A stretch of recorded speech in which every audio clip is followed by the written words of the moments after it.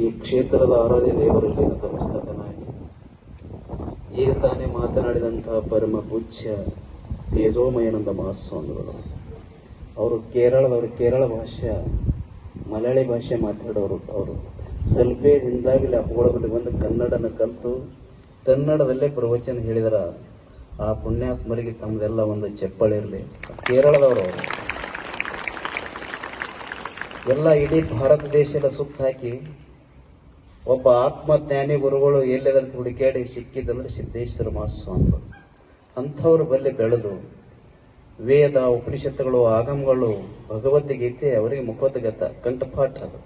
ಅಂಥ ಪೂಜ್ಯರು ನಿಮಗೆ ಯೋಗ ಕುರಿತನ್ನು ಹೇಳಿದ್ದಾರೆ. ಪರಮ ಪೂಜ್ಯ ಗುಂಡೈ ಮಹಾಸ್ವಾಮಿಗಳು, ಗುಂಡೈಪೇಟ ತೆಲಸಂಗ, ಆ ಪರಮ ಪೂಜ್ಯರು ನಿಮ್ಮ ನೋಡಿ ಸಂತೋಷಪಟ್ಟು ಹೋಗಕ್ಕೆ ಬಂದಿದ್ದಾರೆ. ಅವರು ಅವರಲ್ಲಿ ಪ್ರಭುಲಿಂಗ ಸ್ವಾಮಿಗಳಲ್ಲಿ